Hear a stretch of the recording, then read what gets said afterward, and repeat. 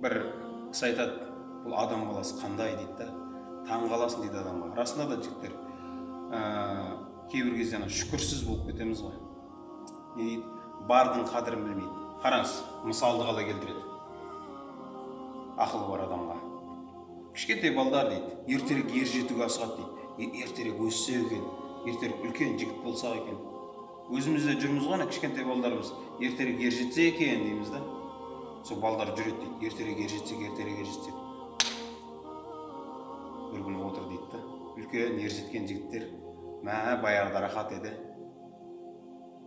Кішкентай кезде уайым жоқ, не ішем, не жейм, не кием, кіммен ойнайым, не ойнайым, уайым осы. Басқа уайым жоқ да. Машина аласың деп жүре бересің да, рахат екен ғой сол уақыт.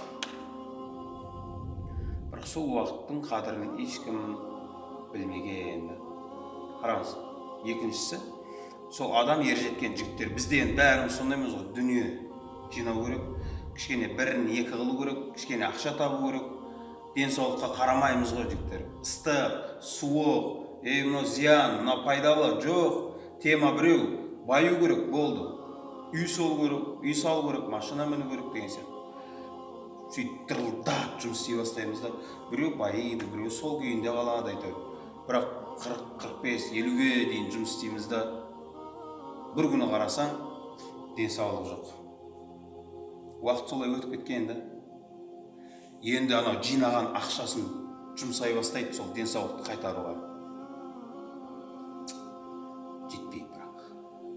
Сіздің жинаған ақшаңыз кеткен денсаулығыңызды қайтарып бере алмайды.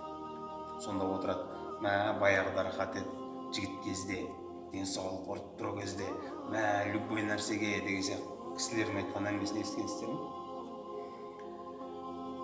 Мынау өкіметте істеп жүрген кісілер айтып отыр ғой өзімізде. Не дейді? Ертерек пенсияға шықса екен, ертерек мынау айтыр, жұмысты бітіріп ертерек пенсияға шық. Қай жаққа асығып жатсыз, қай жаққа асығып жатсыз? Пенсиядан кейін болды ғой уже. Ары қарай бірақ шақ қалып тұр ғой. Бірақ аттан қалып тұр ғой ары қарай. Қарсаңшы қай жаққа асығып жатыр. Пенсияға шығады, бір күні іші пысқан отырды. Баяғыда рахат етіп жұмыс істеп жүрген кезде. Бізде жас кезде алға қарай армандау бар да. Алға қарай армандау, әйтеуір бір үміт бар да. Ал қартайғандардың арманы ше қандай? Олардың ары қарай арманы жоқ. 80-90-дағылар, 100-ден кейін битсең деген ондай арман жоқ. Оларда тек қана бірақ нәрсе.